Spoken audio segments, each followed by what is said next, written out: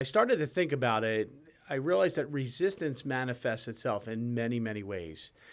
And a matter of fact, so another session that we did in Napa that Brian and I did with a few of the summit members, I started to think about the ways that resistance can keep us from living that life we really want to live.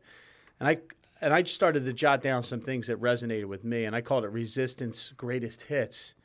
So I want to read a few of these because I would be willing to bet, whether it's with you or other people listening to this podcast, a lot of people are going to recognize and really internalize some of these and realize, oh, that's resistance. So let me read a few of these because these came from my head and really from my mind and my heart as well. So resistance greatest hits. Resistance keeps us from making one last sales call for the day. Or calling that prospect that's been hiding from us. Resistance keeps us from changing our diet when health and well-being depends upon it. Mm-hmm. Resistance keeps us from doing one last lap, one last set in the weight room, or starting a new workout regimen. Resistance whispers and lets us know it's okay to do the things that are important to us tomorrow. No, go ahead, Jimmy. Eat that chocolate. Come on, it's not that bad, Jimmy. Here's the key with that. So resistance hopes tomorrow never comes. Because we always say, so one of the things that... Such a good line. I wrote that myself, thank you. So I'll bring it above a whisper here.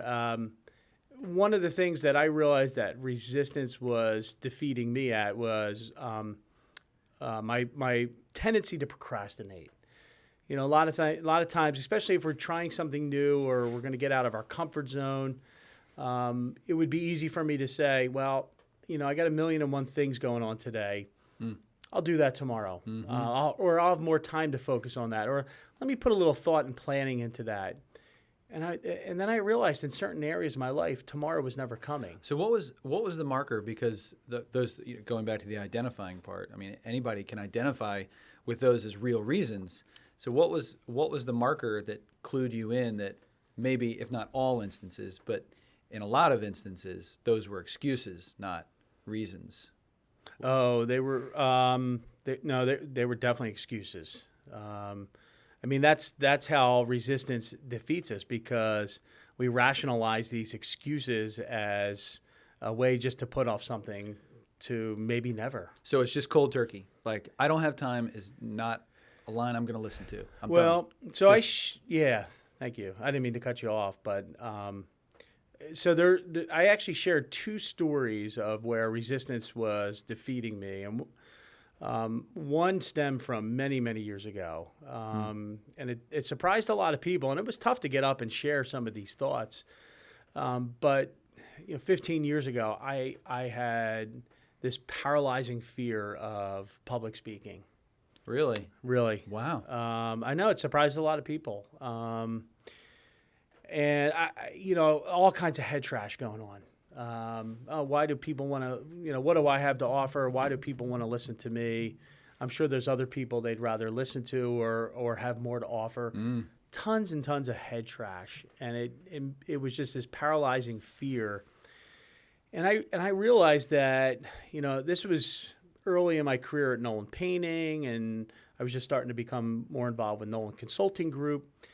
And I realized that if I wanted to continue to grow professionally, grow within Nolan Painting, and be seen as a mentor and a leader and a motivator, and likewise with Nolan Consulting Group, I really had to crush resistance and defeat this fear and this paralyzing feeling.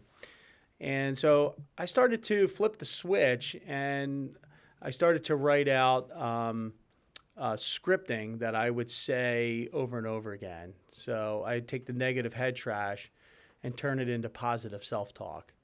And I realized that the more I did that,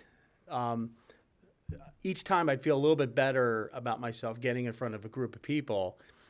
And then the more you do it and the more you practice it, it only becomes stronger. And now I've gotten to the point where I love it. Like, I look forward to getting in front of a group of people, sharing knowledge, sharing some of my personal experiences and stories, And I continue to say to myself, I love to communicate. I love to control the group. I like to be the center of attention, and I love to share what I've learned.